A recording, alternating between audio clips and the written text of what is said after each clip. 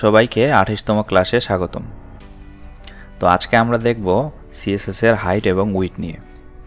তো স্বাভাবিকভাবে আমরা হাইট এবং উইডথ বলতে বুঝি হাইট বলতে কোনো কিছুর উচ্চতা এবং উইডথ বলতে এটির প্রস্থকে বোঝায়।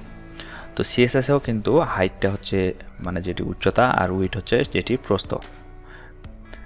তো আমরা যদি একটা হাইট এবং একটা উইডথ নিয়ে আলোচনা করি, তো আমরা যখন একটি HTML করব, স্ট্রাকচার করব বা কোনো এলিমেন্ট করব, সেই ক্ষেত্রে আমাদের নির্দিষ্ট এক হাইট নিতে প্রয়োজন হতে পারে অথবা একটি উইডথ বা প্রস্থ নিতে প্রয়োজন হতে পারে।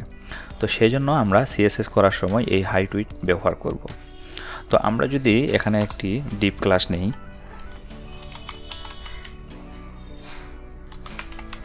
হেডার এরিয়া নামে, এবং এর ভিতরে যদি একটি কন্টেন্ট আমরা ক্রিয়েট করি H2 এর মধ্যে এসো কাজ শিখি নামে, এবং আরেকটি প্যারাগ্রাফ ট্যাগের মধ্যে আমরা কিছু কন্টেন্ট এখানে যদি রাখি, এবং আমরা যদি এখানে আমাদের যে HTMLটা যদি শো হয়, তাহলে দেখতে পাচ্ছি যে এখানে আমাদের যে হেডিং ট্যাগের H2টা আছে এটা আসছে এবং প্যারাগ্রাফের অনেকগুলো কন্টেন্ট আসছে। তো স্বাভাবিকভাবে আমরা যদি এখন এটিকে ধরে একটি সিএসএস করতে যাই, তাহলে আমরা হেডার এরিয়াকে ধরে সিএসএস করতে পারি। তো হেডার এরিয়াকে আমরা এখানে সিএসএস করব যে এখানে একটা ব্যাকগ্রাউন্ড কালার দিব। তো ব্যাকগ্রাউন্ড কালার আমরা যদি একটা কালার দিই রেড, তাহলে কিন্তু আমাদের যে ডিপটার মধ্যে যে H2 এবং প্যারাগ্রাফ রয়েছে এটি ফুল কিন্তু ব্যাকগ্রাউন্ড একটি কালার হয়ে আসতেছে। তো আমরা যদি এখন এই ফুল ডিপটাকে মানে এই যে হেডার এরিয়ার যে ভিতরে যে H2 এবং P আছে, মানে এই ফুল যে এরিয়াটাকে এটাকে যদি একটি নির্দিষ্ট হাইট দেই, সেই ক্ষেত্রে আমরা সিএসএস করে হাইটটা দিতে পারবো। তো আমরা যদি হাইট দিই সেই ক্ষেত্রে আমাদের লিখতে হবে হাইট, এখানে আমরা যদি লিখি 600 পিক্সেল, তাহলে দেখা যাচ্ছে যে আমাদের যে ব্যাকগ্রাউন্ড কালারটা, তো এটা কিন্তু 600 পিক্সেল, মানে এই এরিয়াটা কিন্তু 600 পিক্সেল হয়ে গেছে। তো মূলত এভাবে আমাদের একটি সেকশনে হাইট নিতে হয়। আর উইডের ক্ষেত্রেও সেমভাবে আমরা এখান থেকে উইড নিতে পারবো। আমরা যদি এখানে উইড নেই 1000 পিক্সেল, তো এখানে যদি আমরা দেখি তো এটাও দেখবো আমাদের উইডটা 1000 পিক্সেল রয়েছে। আমরা যদি এটি ছোট বড় করে দেখি তাহলে বুঝতে পারতেছি যে এখানে আমাদের যে উইডটা রয়েছে মানে এই যে প্রস্থটি রয়েছে, এই প্রস্থটি এখানে কিন্তু 1000 পিক্সেল রয়েছে। তো আমরা যদি এটি একটু কমাই দেই তাহলে আরও ভালোভাবে বুঝতে পারবো। যদি 100 পিক্সেল করে দেই তাহলে আমরা দেখতে পাচ্ছি যে আমাদের 100 পিক্সেল মানে খুব ছোট হয়ে গেছে উইডটা, এবং হাইটটা আমরা রাখছি এখানে 600 পিক্সেল, যার কারণে এটি 600 পিক্সেল পর্যন্ত কিন্তু আমাদের হাইটটা আসছে, এবং বাকিটা কিন্তু বাকি যে কন্টেন্টটা রয়েছে এটি কিন্তু বের হয়ে গেছে। এই এরিয়ার বাইরে কিন্তু কন্টেন্টটা আমাদের বের হয়ে গেছে। তো সেই ক্ষেত্রে আমরা যদি হাইটটা আরও বড় করে দেই তাহলে কিন্তু আমাদের হাইটটা আরও বড় হয়ে যাবে। এখানে যদি আমরা হাইটটা সাপোজ 2000 পিক্সেল দিই তাহলে আমরা দেখতে পাচ্ছি এখানে আমাদের কন্টেন্টটি 2000 পিক্সেল পর্যন্ত হচ্ছে, কিন্তু তবুও হচ্ছে না, কারণ আমরা এখানে উইডটা অনেক ছোট করে রাখছি। তো উইডটা যদি আমরা এখানে 1000 পিক্সেল দিই এবং হাইটটা 2000, সেক্ষেত্রে দেখা যাচ্ছে হাইট কিন্তু অনেক বড় হয়ে গেছে। তো এভাবে মূলত একটি এরিয়াতে বা একটি সেকশনে আমরা কিন্তু এভাবে হাইট উইডথ ইউজ করতে পারবো। তো এখানে আমরা 2000 পিক্সেল ইউজ করছি, তো আমরা এটিকে পার্সেন্টেজ হিসেবে ইউজ করতে পারবো, অথবা দেখা যাচ্ছে আমরা যে এর আগে যে মেজারমেন্ট ইউনিটগুলো দেখছি সেগুলো দিয়েও ইউজ করতে পারবো, যেমন পিটি দিয়ে দেখছিলাম, পিসি দিয়ে দেখছিলাম, ইঞ্চি, মিটার, তো এগুলো আমরা ইউজ করতে পারবো। কিন্তু আমাদের স্ট্যান্ডার্ড যে মেজারমেন্ট ইউনিটটা রয়েছে সেটি হচ্ছে পিক্সেল, যার কারণে আমরা এই পিক্সেলটা ইউজ করব। এবং আমরা ইচ্ছা করলে এটিকে পার্সেন্টেজ হিসেবে ইউজ করতে পারি। যেমন আমরা যদি এখানে উইডথ 100% ইউজ করি, সেই ক্ষেত্রে দেখা যাবে যে আমাদের যে ফুল এরিয়াটার যতটুকু স্ক্রিনটা ততটুকুই কিন্তু এখানে পাওয়া যাবে। তো দেখা যাচ্ছে আমাদের 100%, মানে এখান থেকে শুরু করে শেষ পর্যন্ত এটা 100%, তো 100%-এর মধ্যেই পাচ্ছে। তো এরপরে আমরা যেটি দেখব সেটি হচ্ছে মিনিমাম হাইট, ম্যাক্সিমাম হাইট। তো মিনিমাম হাইট আর ম্যাক্সিমাম হাইট এই দুটোর মধ্যে পার্থক্য হচ্ছে মিনিমাম হাইট মানে হচ্ছে যেটি সর্বনিম্ন হাইট, এবং ম্যাক্সিমাম হচ্ছে সর্বোচ্চ হাইট। তো হাইট উইডের ক্ষেত্রে আমরা এই দুই ধরনের হাইট উইডও ইউজ করব, মিনিমাম এবং ম্যাক্সিমাম হাইট উইড ইউজ করব।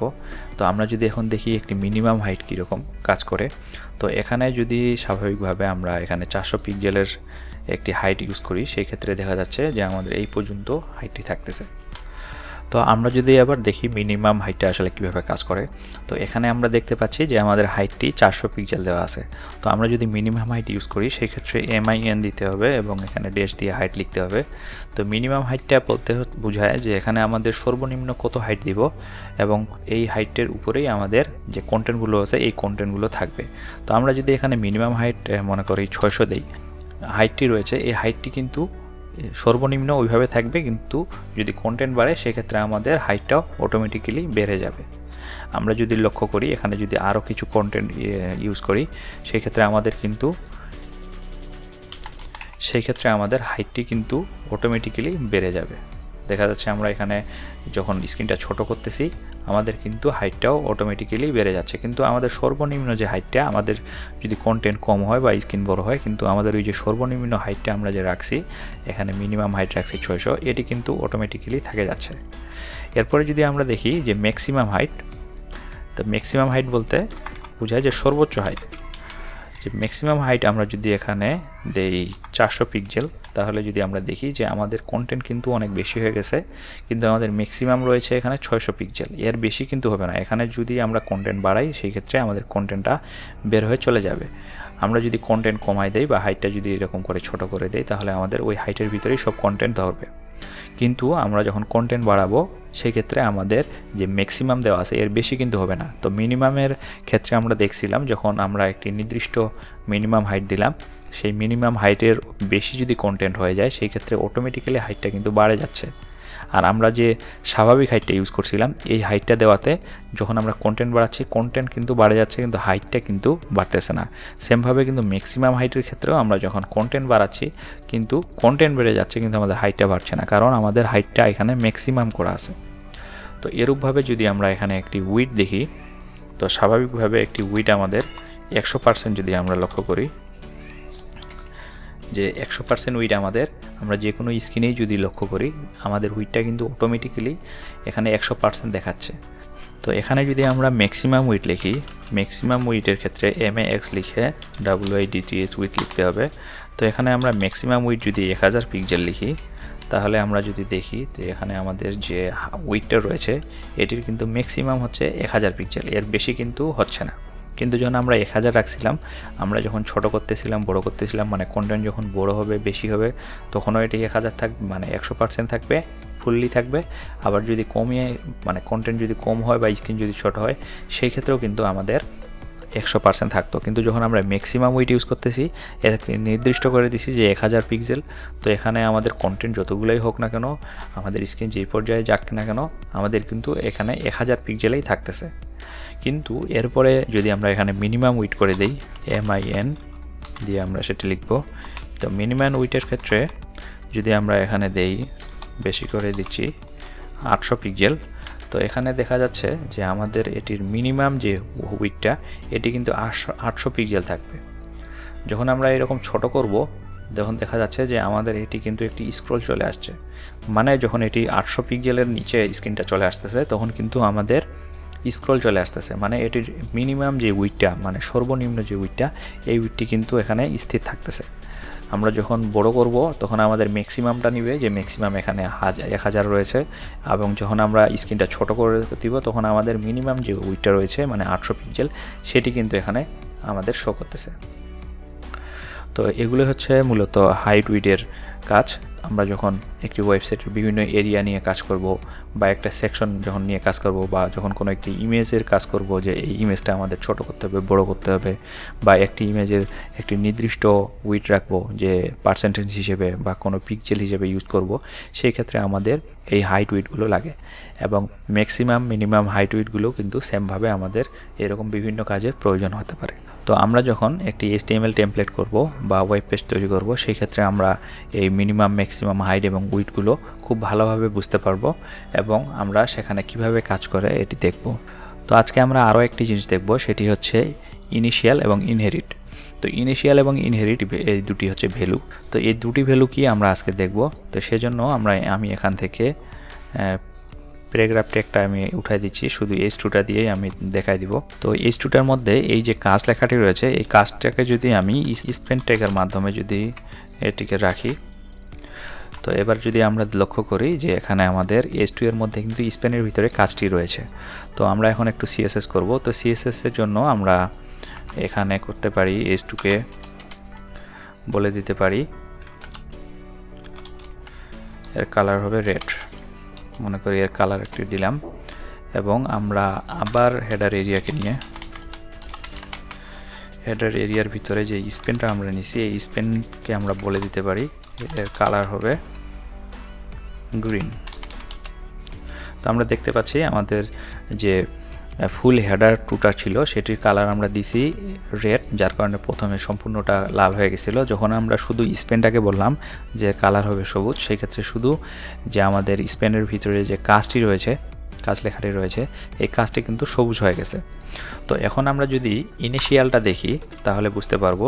যদি এবার আমরা বলি হেডার এরিয়ার ভিতরে যে স্পেনটা রয়েছে এই স্পেনকে যদি আমরা এখন বলি যে এটির কালার, আমরা কিন্তু এর আগেই লিখছি যে হেডার এরিয়ার স্পেনের কালার লিখছি গ্রিন। তো এবার আমরা এই কালারটিকেই বলবো তুমি ইনিশিয়াল হয়ে যাও। তো এই ইনিশিয়ালের মানে হচ্ছে যে আমরা কিন্তু প্রথম অবস্থায় যখন এই টেক্সটটি নিয়েছিলাম তখন কিন্তু এটি কালো হয়েছিল। তো ইনিশিয়ালটা এর যে মানে পূর্ব নির্ধারিত যে ডিফল্টভাবেই যে কালারটি থাকতো বা যেই পজিশনে থাকতো, আমরা এখানে কালারটি ইউজ করতেছি বলেই কিন্তু এখানে ইনিশিয়াল ইউজ করার ফলে আমাদের যে কালারটি ছিল সেই কালারটি কিন্তু চলে আসতেছে। তো অন্যান্য যখন আমরা স্টাইল করব ওই স্টাইলের সময় যদি আমরা ফন্ট সাইজের ক্ষেত্রে আমি যদি বলি যে আমরা যখন একটি ফন্ট রাখবো, সাপোজ আমরা এই S2 ফন্টটা আমরা এখানে 20 পিক্সেল ডিফল্টভাবে আছে, আমি এখানে একটি ফন্ট সাইজ দিয়ে দিলাম যে 40 পিক্সেল। তো সেই ক্ষেত্রে যখন আমরা ইনিশিয়াল ইউজ করব সেই ক্ষেত্রে অটোমেটিক্যালি যে ডিফল্টভাবে যে 20 পিক্সেল ছিল এই 20 পিক্সেলটা কিন্তু অটোমেটিক্যালি ইনিশিয়াল নিলে চলে আসবে। এরপরে আমরা যদি এই কালারকে যদি বলি ইনহেরিট, তো ইনহেরিট নেওয়ার ফলে কিন্তু দেখা যাচ্ছে এখানে আমাদের যে লাল কালারটি ছিল, যে S2 এর মধ্যে লাল কালারটি ছিল, এই লাল কালারটা কিন্তু চলে আসতেছে। তো ইনিশিয়াল আর ইনহেরিটের মধ্যে এটি হচ্ছে পার্থক্য, যে ইনিশিয়াল যখন আমরা নিব এর যে ডিফল্ট কালারটি ছিল বা ডিফল্ট যে স্টাইলটি ছিল এই স্টাইলটি পেয়ে যাবে, এবং যখন ইনহেরিট নিব সেই ক্ষেত্রে যে এর প্যারেন্ট যে ডিপটা রয়েছে, যেমন স্পানের কিন্তু প্যারেন্ট ডিপ হচ্ছে S2, S2 এর ভিতরেই কিন্তু আমাদের এই স্পানটা আছে, দেখা যাচ্ছে এখানে S2 এর ভিতরে কিন্তু স্পানটা আছে। তো এর যে মেইন মানে এটাকে বলে প্যারেন্ট, এটাকে বলে চাইল্ড। তো এর যে প্যারেন্ট ডিপটা আছে S2, এই S2 এর যে ডিজাইনটি ছিল যে আমরা এখানে বলে দিছিলাম যে S2 হচ্ছে রেড, যার কারণে কিন্তু এখানে ইনহেরিট নেওয়ার ফলে আমাদের রেড কালারে কাজটা চলে আসছে। কিন্তু আমরা যখন ইনিশিয়াল নিব তখন কিন্তু যে S2 এর যে নির্দিষ্ট যে ডিফল্ট কালারটি ছিল কালো, সেটি কিন্তু চলে আসতেছিল। তো এটি হচ্ছে ইনহেরিট এবং ইনিশিয়ালের কাজ। তো আমরা যখন অন্যান্য আরও যখন স্টাইলগুলো করব, CSS এর প্রপার্টিসগুলো করব, সেই ক্ষেত্রেও কিন্তু আমরা ইনহেরিট ইনিশিয়াল ব্যবহার করতে পারবো। তো আজকে এ পর্যন্ত, আগামী ক্লাস দেখার আমন্ত্রণ জানিয়ে এখানেই শেষ করছি। ধন্যবাদ।